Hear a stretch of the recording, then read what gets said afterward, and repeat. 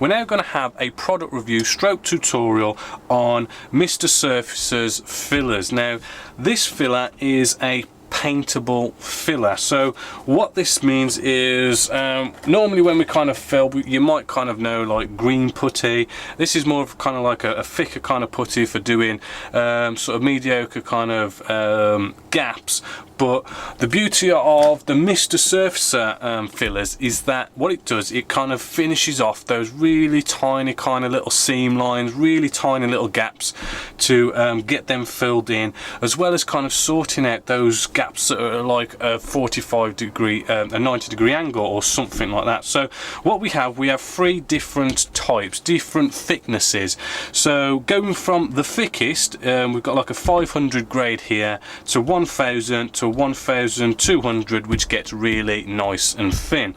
So let's have a look. Now as you can see, they do get rather messy, because I mean I've been using this for a while, and we get it all over the place, and as you can see the lids get pretty messy as well.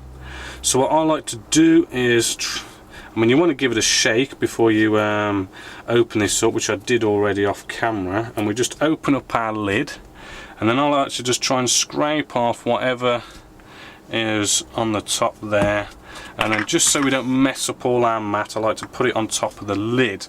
And what you simply do is a real old cheap airbrush that's really old or something like that, and we simply dip in. And what we simply do is we can get our little bit of a crash dummy kit here of an F14, and you simply just paint on your seam line like so. Now what's going to happen is, I mean, this is going to shrink back like there's no tomorrow, because it's so thin. It's got quite a bit of liquid in there. So it's going to evaporate, and then it's going to shrink back quite a lot. So although this is going to dry pretty quickly, we're going to be coming back maybe 2 or 3 times, giving it maybe about 2 or 3 coats to actually get those gaps filled in. We can also, if we can kind of imagine this little bit of a raised area here as a bit of a 90 degree angle, you know, and we've got a bit of a gap there, we can paint into these like so, and I'll show you how we're going to remove that. Now just giving this a bit of a blow, I mean this is getting close to being dry already, so I mean we can come along and whack on another coat as quick as this, like so. But as fast as it dries, remember it's got quite a high shrinkage rate. Right, so we're going to let that dry a bit, and I can just maybe show you the other end of the scale with this Mr.Surfacer. Let's put the lid back on. We'll have a look at the 1200. Right, now just a little tip, cellulose thinners is really great for thinning this down. Let's get the lid off.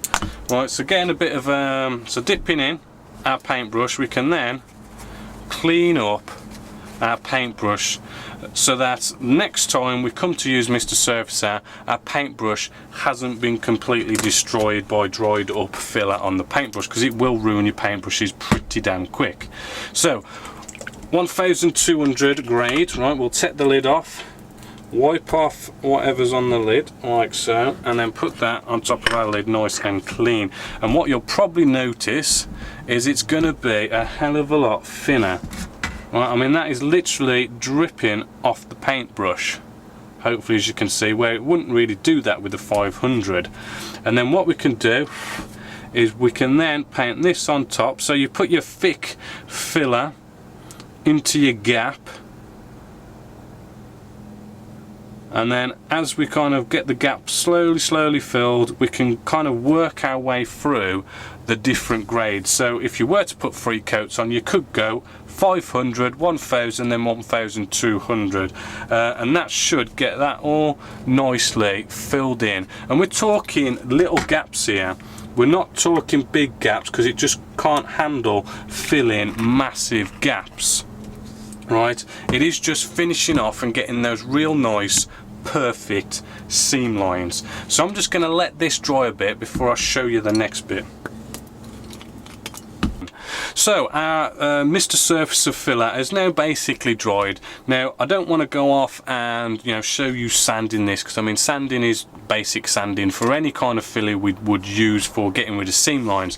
However, there's a little advantage with Mr.Surfacer where, because we can paint it on, where we have these 90-degree angles, if we can kind of just imagine we've got this nice big 90-degree angle here and we just want to fill in a gap, but we can't really get in there with sanding sticks because it's a bit of a 90-degree angle.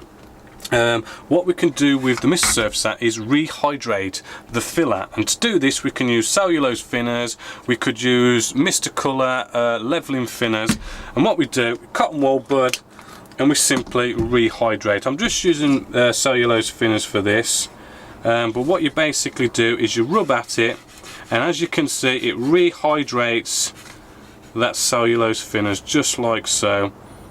And what it should do is leave behind enough filler right in that 90-degree angle, hopefully, as you can see there. I don't think it's the best way of doing that. I do prefer the Vallejo technique, which you'll probably hear me go on about all the time in the step-by-step video builds, but this is what you can do with Mr.Surfacer.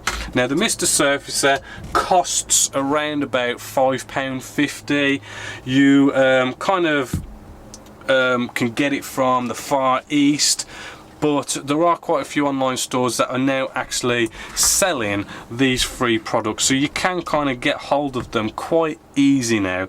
You can use them for other things as well. I mean, you can apparently put them in your airbrush and they make a great primer, but apart from that, I mean, as for a filler, I think it's great because most fillers you get are quite thick and it's just kind of paste it on, whereas this is a nice option to give you that kind of extra option to be able to paint on a filler and to get those really tiny fine seam lines all nicely filled in, sorted, so you can sand them out all nice and all great. So I mean, this is definitely a great recommended product at Genesis Models, and I definitely recommend it for any modeler.